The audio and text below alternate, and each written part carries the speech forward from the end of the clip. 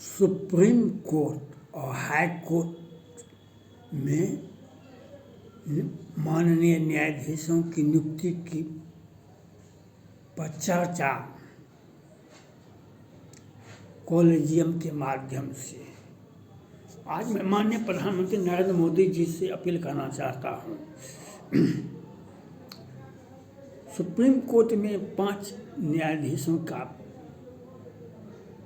नियुक्ति होगा, प्रमोशन होगा या नया नियुक्ति भी होगा, ऐसी भी व्यवस्था है। सीधे सुप्रीम कोर्ट से भी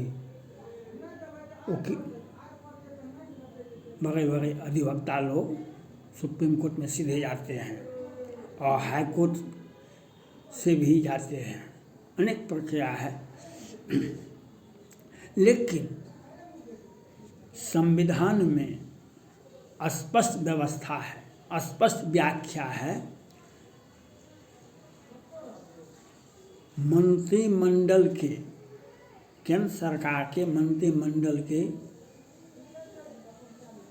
सिफारिश को मानने के लिए राष्ट्रपति बाध्य होते हैं। मंत्रिमंडल के सिफारिश को मानने के लिए राष्ट्रपति बाध्य होते हैं और बहुमत दल के नेता को ही हम प्रधानमंत्री कहते हैं। कॉलेजियम सिस्टम के माध्यम से न्यायाधीशों की नियुक्ति होती है। यह 93 से लागू हुआ है, पहले से नहीं था लागू। यह सिस्टम भी कोई गड़बड़ नहीं है, लेकिन इसमें गड़बड़ी है। गड़बड़ी यह है, दीपक मिश्रा जी एक साथ पद्मावती फिल्म को पूरे भारत में फिल्म में चलाने का आदेश दिए। एक साथ हमारा संविधान, आईपीसी की धारा और जितना भी कानून का बुक है, जितने भी माध्यम है कानून का, ट्रेडिशनल कानून, लॉ बुक का कानून, संविधान का कानून, सभी कानून मिला करके भी कहीं भी खोजने से नहीं मिलेगा हमारे एक भारत की एक नारी का फिल्मों में एक साथ उस फिल्म को प्रचारित किया जाए जो हमारे राष्ट्र का नेतृत्व करती थी। उस महिला के बारे में, पद्मावती कौन थी? एक रानी थी, अपने राज्य को बचाने के लिए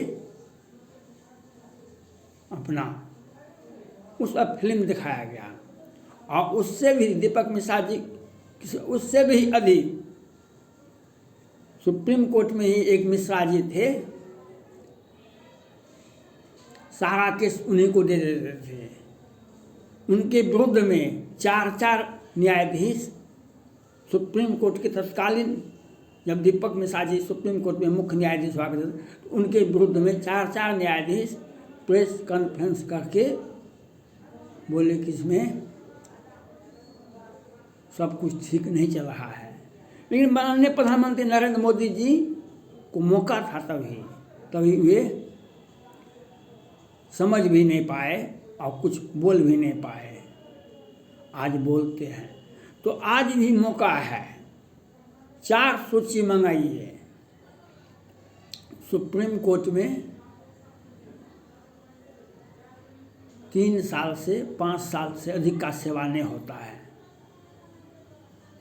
वह पहले था जब वर्तमान मुख्य न्यायाधीश के पिताजी 7 वर्ष तक chief justice of supreme court रहे थे, लेकिन आज इनका कार्यकाल 2 साल का है। बहुत का 1 साल, 2, 4, 5 साल हो सकता है। तो इसमें आपको अभी सुप्रीम कोर्ट में भी 5 न्यायाधीश का सीट खाली है और उसके बाद 23 में भी खाली होगा, 24 में भी खाली होगा, 25 में भी खाली, प्रत्येक वर्ष कुछ न कुछ खाली होते रहता है। हाई कोर्ट में भी यही बात है। लेकिन तो यह जो व्यवस्था है, इस व्यवस्था में सुधार कैसे हो, यह सोचना होगा। माननीय प्रधानमंत्री जी का यही विजन है, यही विचार है। न्यायालय प्रक्रिया में, न्यायालय में जो एक जाति विशेष को ही जगह मिलता है और इनके सगे संबंधी, इनके सगे संबंधी, इनके सगे संबंधी ही आते हैं। इसको आप दुरुस्त करना अति आवश्यक है। बहुजन समाज के साथ साथ सबका साथ, सबका विश्वास, सबका प्रयास जो होना चाहिए। और न्यायालय में आप सबों की भागीदारी। सुप्रीम कोर्ट के दो न्यायाधीश 2022 में अवकाश ग्रहण किए। उन्होंने अपने विदाई समारोह में कहे थे, जो न्यायाधीश को चाहिए जनता का भरोसा न्यायालय पर बना रहे, यह प्रयास करना पड़ेगा। अगर ऐसा नहीं करेंगे तो बहुत अच्छा नहीं होगा समय। 2020 या 21 में दीपक कोई गुप्ता जी सुप्रीम कोर्ट से रिटायर किए। कोरोना काल था। उन्होंने अपने विदाई व्हाट्सएप पर विदाई में संदेश में बोले, सुप्रीम कोर्ट ने न्यायाधीश सुप्रीम कोर्ट में के सारे अधिकार को छिन्न भिन्न कर दिया है केंद्रीय सरकार ने।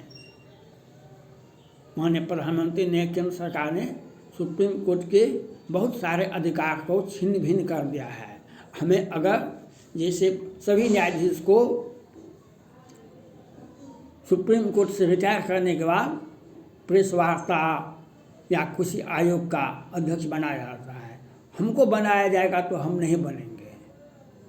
गुप्ता जी ने स्पष्ट रूप से अपने विदाई समारोह में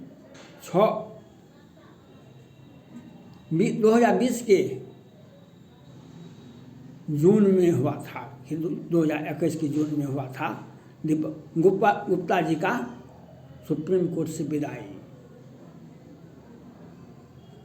यह बात केंद्र सरकार में भी लागू होता है और यह बात सुप्रीम कोर्ट में भी लागू होता है। जो आप केंद्र सरकार को चाहिए न्यायालय का सम्मान करना चाहिए। न्यायालय को भी पारदर्शिता दिखानी होगी। न्यायालय को भी पारदर्शिता दिखानी होगी। हमारे ही सगे संबंधी न्यायाधीश बनेंगे तो उंगलियां तो उठेगी, हमें न्याय नहीं मिलेगा। जैसे सुशांत सिंह राजपूत केस में सुप्रीम कोर्ट मामला गया, माननीय न्यायाधीश सिंगल बेंच थे, उन्होंने आदेश दे दिया 45 दिन में हमको सीबीआई रिपोर्ट करे। फिर सुनवाई हुआ ही नहीं। जब एडीजे आनंद साहब की हत्या की गई साजिशन, तो तत्कालीन चीफ जस्टिस थे रामन्ना साहब, उन्होंने इस पर अपना माथा लगाए और अपना उन पर संज्ञान लिए, तो जजमेंट मिल गया। आपको हर सुशांत सिंह राजपूत को न्याय नहीं मिलना देश के न्यायालय व्यवस्था पर प्रश्न उठाता है। यह अपराधियों को, कातिलों को एक अच्छा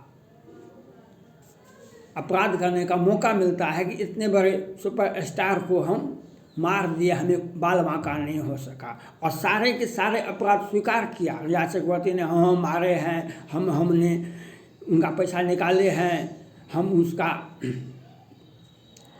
उसके नाम पर शराब मंगाए हैं, ड्रग मंगाए हैं, सब अपराध स्वीकार किया। लेकिन न्याय मिलना मुश्किल है, क्योंकि हम इसको तारीख पर फेंक देते हैं, डेट पर फेंक देते हैं और पुनः हम सुनवाई नहीं करते हैं। इसका क्या मतलब हुआ? आपके आंख से आंसू आ रहा है, जनता के आंख से आंसू आ रहा है, हमें कोई परवाह नहीं है। जनता के आंख से आंसू, जनता आवाज़ उठा रही है, हर तरह से पूरे भारत में आवाज़ उठा रही जनता। देश विदेश से आवाज़ उठ रहे हैं, लेकिन हमें सुशांत राजपूत के पिताजी को न्याय नहीं मिलेगा। और यह बात कह देना, सुप्रीम कोर्ट ने भी कहा हमारे यहाँ न्यायाधीशों की संख्या कम है इसलिए हम त्वरित सुनवाई नहीं दे सकते हैं। पटना हाई कोर्ट ने भी कहा बिहार विधानसभा में चुनाव में मतगणना में हेराफेरी हुआ था। 30 याचिकाएँ दायर है। पटना हाई कोर्ट के मुख्य न्यायाधीश कोल साहब कहते हैं हमारे यहाँ न्यायाधीशों की संख्या कम है, हम त्वरित न्याय नहीं दे सकते हैं।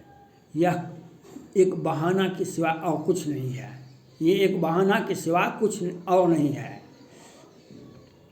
हमारे विधानसभा का, हमारे संवैधानिक संस्थाओं का कार्यकाल 5 साल का है। 2 साल बीत गया, 2 साल के बाद आप सुनवाई करेंगे। 5वां साल विधानसभा का चुनाव होगा और चुनाव के बाद आप सुनवाई करते रहिएगा और सत्ता में बैठे व्यक्ति जिसने अपराध किया, जिसने चुनाव को प्रभावित करने का प्रयास किया, उनका कार्यकाल खत्म हो जाएगा। आप किसको न्याय दे रहे हैं? हमारी प्रशासन व्यवस्था कैसे सुरक्षित होगी? इसको आपने सोचा नहीं, इसको आपने देखा नहीं।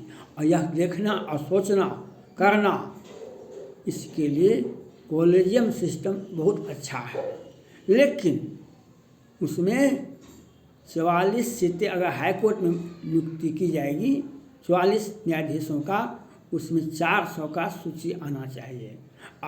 एक सीडी बनाया जाना चाहिए, एक व्यक्ति का, 10 व्यक्ति का। उसमें जाति कैटेगरी, न्यायालय में कब से वह रजिस्ट्रेशन में है, कब से वकालत कर रहा है, जो प्रत्येक वर्ष उस सूची में से निकाल करके 4 सूची बनाया जाना चाहिए। एक सामान्य सूची, एक ओबीसी सूची, एक हरिजन सूची, एक मुसलमान भाई के लिए 4 सूची बनाइए। 5 न्यायाधीश की नियुक्ति होगी सुप्रीम कोर्ट में, अभी होगी 5, अगला साल तो होगा, फिर उसके बाद भी तो होगा।